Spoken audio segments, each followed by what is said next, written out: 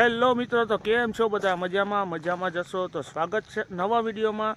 તો વિડીયોમાં મિત્રો કન્ટિન્યુ બન્યા રહેજો. તો આજે આપણે જવાના છે વિસાવદરની બાજુમાં એક જૂના ઉપલા દાતાર આવે છે. યા દાતાર યા જમિયલશા પીરનો જે જગ્યા છે એ બહુ મસ્તની જગ્યા છે. તો વિસાવદરની બાજુમાં તો એ 10 કિલોમીટરની આગળ એક જેતલવડ ગામ કરીને છે. આપણે ગામમાં નથી જવાનું, પણ એ રોડની બાજુમાં જ આવે છે.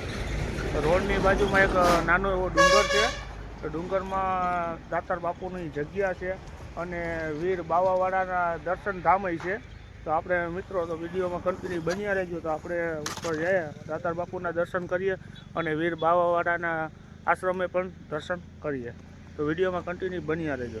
તો મિત્રો, આ તમે જે રોડ જોવો છો તો એ આ બાજુથી વિસાવદર ધારી હાઈવે રોડ છે. એની વચમાં આ એક નાનો એવો ડુંગર આવેલો છે. આ બાજુ ડુંગર છે.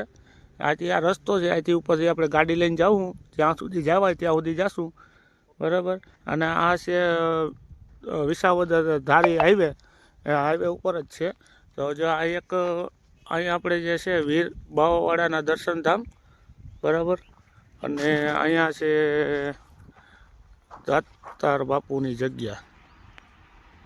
મિત્રો, તો વિડીયોમાં કન્ટિન્યુ બન્યા રહેજો. તો હવે આપણે જઈએ ઉપર. તો મિત્રો, અત્યારે વાગી ગયા છે 6 અને ઠંડીનું પ્રમાણ થોડુંક વધારે થઈ ગયું, એટલે મેં પહેરી લીધું છે સ્વેટર. હવે કેમ કે ઠંડી બહુ પડવા માંડી, કેમ કે જંગલ વિસ્તાર હોય એટલે ઠંડીનું પ્રમાણ થોડુંક વધારે રહી, એટલે મેં પહેરી લીધું છે સ્વેટર.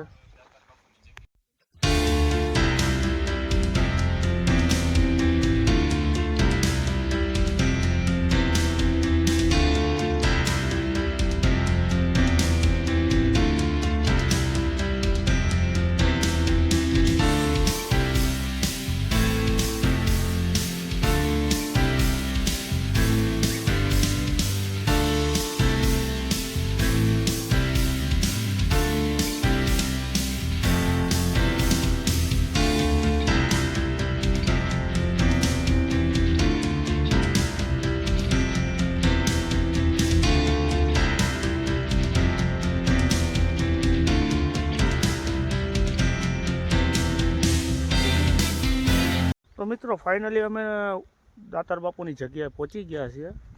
ને કાચો રસ્તો હતો, જો આવો રસ્તો હતો, એમાંથી અમે ગાડીને બધું લઈને આવ્યા. એટલે અહીંયા બધી ગાડીને બધું આવી જાય ઉપર, બરાબર. 4 વ્હીલને જો આપણે 2 વ્હીલને 4 વ્હીલને બધું પડ્યું છે. એટલે ગમે ત્યારે આવો તો ગાડી લઈને અહીંયા તમારે ડાયરેક્ટ ચડી જવાનું રહેશે. ગમે ત્યારે આવો તમે ગાડી લઈને આવો તો ગાડી ઉપર સુધી આવી જાય. અને હજી અમે લોકો અંદર ગયા નથી, ખાલી બારોબારથી બહુ મસ્તનો જો જંગલનો બધો વ્યૂ મસ્ત આવે, અમે લોકો જોઈએ છીએ. તો વિડીયોમાં મિત્રો કન્ટિન્યુ બન્યા રહેજો. હવે આપણે અંદર જઈએ, દાતાર બાપુના દર્શન કરીએ. પછી જે સામે તમે જોઈશો એ આપણે એક વીર બાવાવાળાનું આશ્રમ છે, બહુ મોટું. તો આપણે અહીંયા જઈશું. પહેલાં દાતાર બાપુના દર્શન કરી લઈએ. દર્શન કરીને પછી આપણે મળીએ, પછી અમે આ જઈએ. બ્લોકમાં કન્ટિન્યુ બન્યા રહેજો. તો મિત્રો, અમે લોકો અત્યારે દાતાર બાપુની જગ્યાએ પહોંચી ગયા છે. નીચે બાપુને થોડુંક કામ હતું એટલે નીચે જાય છે. ત્યાં દાતાર બાપુની જગ્યા છે, બહુ મસ્તની જગ્યા છે, 1 નંબર, કાંઈ ઘટે નહીં. અને બાપુ કહેતા કે મારે થોડું કામ છે, તો હું વિસાવદર બાજુ જાઉં છું. તો અત્યારે શું છે કે હાવજનું ટાણું થઈ ગયું છે, એટલે હાવજનું આવી જાય એવું ધ્યાન રાખજો. દર્શન કરી લો.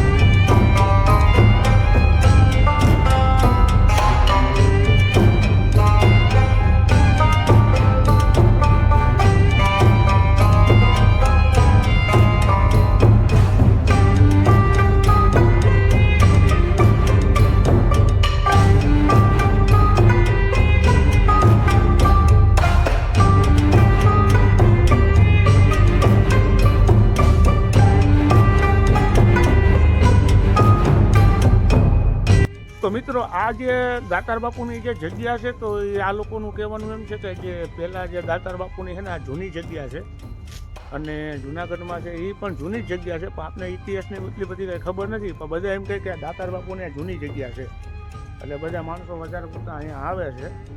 તો તમારે ગમે ત્યારે આવવું હોય તો વિસાવદરથી 10 કિલોમીટરની દૂરી ઉપર આવે છે, બરાબર છે.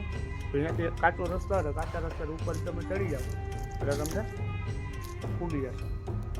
તો મિત્રો જો આ જે જગ્યામાં જો આ કડવો લીમડો છે તો એનો કંઈક ઇતિહાસ થોડોક છે, પણ મને થોડો ઘણી ખબર છે, વધારે કંઈ ખબર છે નહીં. કે આ લીમડાના જે પાન છે ને, કડવો લીમડો છે, પણ જે આ લીમડાના પાન તમે ખાવો ને એટલે તમને મીઠા લાગશે, એટલી આ જગ્યાની ખાસ છે, બરાબર. જે આ લીમડો છે, આ લીમડામાં જેટલા પાન છે ને એ પાન તમે ખાવ ને એટલે તમને મીઠા લાગે. મિત્રો જે આ છે લીમડાનું પાન,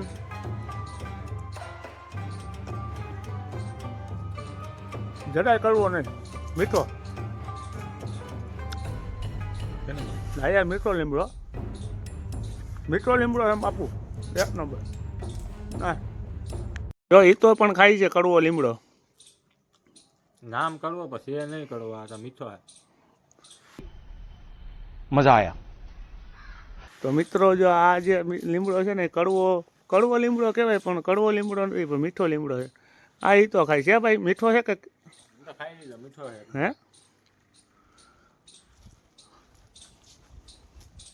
મિત્રો અહીંયા પાણીનું બરફ છે અને અમે હવે હું આમ જાઉં છું.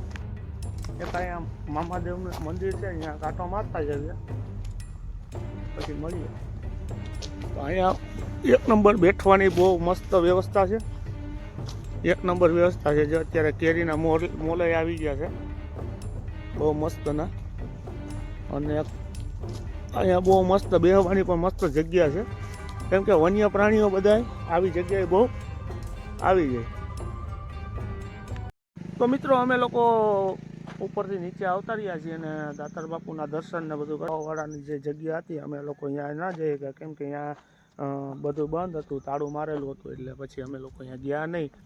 અને અત્યારે અમે અહીંયા ગયા હતા એટલે ટાઈમ થોડોક ઓવર થઈ ગયો હતો, કેમ કે બાપુ નીચે ઊભા હતા, બરાબર. બાપુ નીચે ઊભા હતા એટલે બાપુ કહે કે હવે અહીંયા પછી હાવજની પછી બીક હોય એટલે હાવજને આવવાની તૈયારી છે, એટલે હું પણ અહીંથી નીચે જાઉં જ છું. તમે હું વિડીયો બનાવો તો તમે ઘડી વિડીયો બનાવી લો, તો હું અહીં ઊભો છું. એટલે બાપુ અહીંયા ઘડીક ઊભા હતા એટલે અમે લોકો વિડીયો થોડો ઉતારી લીધો છે ને ઉતારીને અમે લોકો હવે નીચે આવતા રહ્યા છીએ. જો આ હવે તો મિત્રો હવે આપણે કરીએ વિડીયોનો એન્ડ, અને જો તમને આ વિડીયો ગમ્યો હોય તો લાઇક શેર અને સબસ્ક્રાઈબ કરવાનું ભૂલતા નહીં. તો હવે આપણે પાછા મળશું નવા વિડીયોમાં, ત્યાં માટે બાય બાય.